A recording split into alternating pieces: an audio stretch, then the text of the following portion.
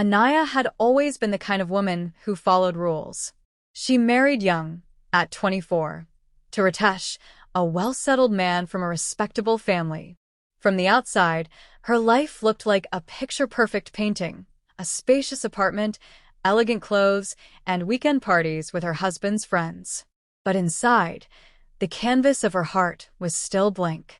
Her marriage was more like a partnership of convenience than a romance. Ritesh was polite, successful, and indifferent. He gave her everything, except affection. And then came Kabir. It began with a glance. At a mutual friend's Diwali gathering, Anaya saw him across the room, lean, charming, laughter sparkling in his eyes like mischief. He noticed her too. Not just how beautiful she looked in her maroon sari with gold embroidery, but the loneliness that peeked through her smile. Their first conversation was light, innocent. But in that small talk, something deep stirred. From there, the universe kept conspiring. They began texting, then meeting for coffee. One coffee turned into late-night drives. Talks about music and movies shifted into confessions, dreams never fulfilled, love never felt, touches never received. Kabir, 5 years younger and yet emotionally richer, brought out the woman in Anaya that she had buried under her duties as a wife and daughter-in-law. Their first kiss happened on a rainy evening. They were sitting in Kabir's car, watching the raindrops race down the windshield, and without a word, he leaned in. She didn't stop him. She closed her eyes and surrendered, tasting the desire she had denied herself for so long. That kiss was slow, lingering, a mix of guilt and desperate need. After that, they couldn't stay away. They began meeting more, sometimes in cozy cafes, other times in hidden corners of the city. He held her hand in public without shame. He whispered love into her ear as they walked through crowded markets, picking out earrings for her, perfumes for himself, laughing like they owned their own secret universe. They went shopping for clothes together. He loved choosing dresses for her, especially ones Ritesh would never approve of. He would lean in close and say, "Wear this for me tonight," and her heart would flutter like a teenage girl's. Their hugs were warm, possessive. She would melt into him, inhaling his scent, clutching the back of his shirt like she never wanted to let go. And when they were alone, time would slow down. One such night, they booked a weekend getaway outside the city, at a private villa nestled in the hills. That evening, they cooked together, drank wine on the balcony, danced to soft music under dim lights. When he pulled her to the bed, it wasn't lust, it was longing. She had never been touched the way Kabir touched her. His fingers traced poetry over her skin. She had never been kissed like this, with passion, with hunger, with worship. The night stretched like silk, long, smooth, luxurious. They whispered secrets under the covers. Her legs tangled with his. He kissed her forehead after every wave of pleasure. They didn't sleep much. They just lay there, wrapped in each other, her head on his chest, his fingers playing with her hair. Anaya had never felt more alive. But she knew it couldn't last. Ritesh began to notice the changes, her glowing skin, her sudden excuses, her frequent outings with friends. One night, he followed her. He saw her meet Kabir at a hotel. He didn't confront her immediately. He waited, watching, collecting proof. Meanwhile, Kabir began asking questions too. "Will you leave him for me?" he whispered one night. Anaya hesitated. She loved Kabir, but divorce was complicated. Her family would disown her. Society would judge.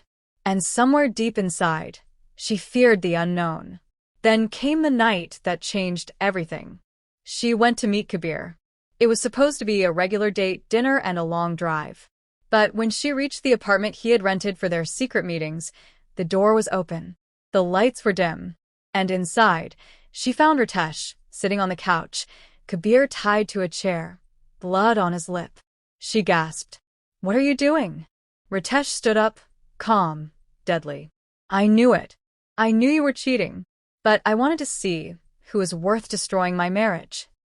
Kabir struggled, angry and hurt. "Let her go, Ritesh. This has nothing to do with her." Ritesh laughed, a cold, bitter sound. It has everything to do with her. She was my wife. My wife. Anaya trembled, realizing things were spiraling out of control. Please don't hurt him. We'll leave. I'll go. Just let him go. But Ritesh wasn't listening. With tears in his eyes, he pulled out a gun. If I can't have her, he said slowly, no one will. There was a shot. Just one. Everything blurred. When the police arrived 20 minutes later, they found Ritesh dead, shot in the head. Anaya was on the floor, screaming, her hands bloodied. Kabir was alive, sobbing. The neighbors had called, hearing the gunshot. But the shocking truth came out during the investigation. Anaya had pulled the trigger.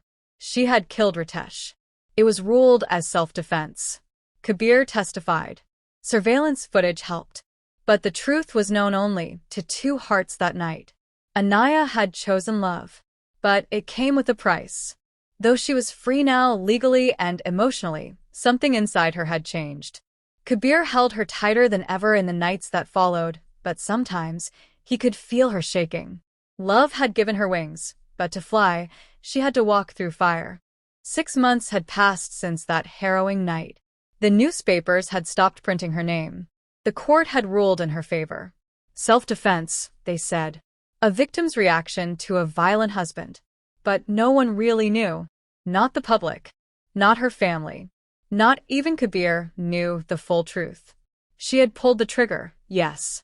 But not just out of fear. In that final second, when Ritesh pointed the gun, when Kabir's eyes pleaded for life, Anaya chose. She didn't act as a victim.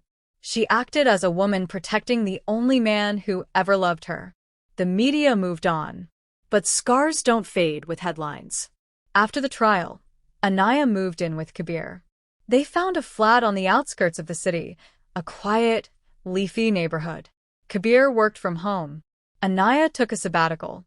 For a while, they tried to pretend they were just another couple, laughing over dinner, dancing to music on lazy Sundays, planning road trips. But silence crept in. Anaya would wake up gasping some nights, her body drenched in sweat. She saw Ritesh in her dreams, standing in the doorway, the gun smoking, asking her was he worth it, over and over again. Kabir would hold her close, kiss her forehead, whisper, "You're safe now, baby. I'm here." She would nod, but in her heart, the storm never stopped. And then came the drift. Not sudden, but slow, like water leaking from a cracked vessel. Kabir began returning late from meetings. He smiled less. He touched her less. The man who once couldn't go an hour without texting her now stayed silent for hours. One day, she confronted him. "Are we okay?" Kabir paused. He took her hands in his. "I love you, Anaya. But sometimes, I feel like you're not with me anymore." She looked down. "I'm trying. I really am. But I feel like I lost a part of myself that night. Like I crossed a line I can't return from." He nodded. "And I feel like I dragged you across it." They hugged, kissed, made love that night with tears in their eyes. But the cracks remained. To mend them, they planned a vacation Goa. Just the two of them. To relive what brought them together in the first place. Sunshine, sand, and the sea. For the first few days, it worked. They swam, they kissed on the beach, drank cocktails at night. One night, Anaya wore the same red dress he once picked out for her during their secret dates. Kabir couldn't stop staring. "You still take my breath away," he whispered, pulling her in for a slow, tender kiss. They danced barefoot in their hotel room, then spent the whole night wrapped around each other, breathing love into each other's bodies. It felt like healing, until the letter arrived. On the 5th day of their trip, as they returned from breakfast, the receptionist handed Anaya a sealed envelope. It had no return address. She opened it. Inside was a single sheet of paper. Typed. Cold. Direct. "You think you've escaped? Justice is never far. We're watching." Her hands trembled. Kabir snatched the paper and read it, his face tightening. "Who sent this?" "I don't know," she whispered. They reported it to the hotel. There was no record of who dropped it off. The CCTV footage from the lobby was corrupted that day. From that moment, paranoia returned. They cut the trip short. Back at home, Kabir installed new locks, cameras, but the fear had already taken root again. More letters came, once a week. Each time, a different message. He died too easily. What if the court was wrong? You'll pay. She always pays. They changed phones, stopped using social media. But the letters still came. Kabir tried to be strong, but even he began cracking. Someone wants to break us, he said. We can't let them. But Anaya began to wonder, was it only one person? Or was the truth leaking somewhere? Then one night, Kabir didn't come home. She waited, called, texted. No reply. At 3 a.m., her phone rang. Unknown number. She picked up. Hello. Silence. Then a voice. Familiar. Come. Male. He's gone, Anaya. She froze. What do you mean? Who is this? Click. The call ended. She screamed. Called the police. Filed a missing person report. 2 days later, they found Kabir's car near a ravine. Empty. The keys still in the ignition. No sign of him. They searched for weeks. Then one morning, she received a package. Inside was Kabir's watch. The one she gave him for his birthday. Bloodstained. Cracked. And a note. You made your choice. Now live with it. Epilogue. It's been a year. Anaya now lives alone. In the same flat. Curtains always drawn. Doors always locked. She doesn't smile much anymore. No more letters came after that package. No more signs of Kabir. No body was ever found. The police declared him missing, presumed dead. But Anaya doesn't believe that. Some nights, she swears she hears his voice. In dreams. In whispers through the walls. Sometimes she feels his arms around her in bed, like he never left. She never remarried. She never moved on. She walks around with his photo in her purse. A small locket around her neck with their initials engraved. A+K. She often stands on the balcony at night, looking into the distance, her eyes tired but searching. Still waiting. Still hoping. Because if love could survive betrayal, death, and guilt, maybe, just maybe, it could survive the silence too.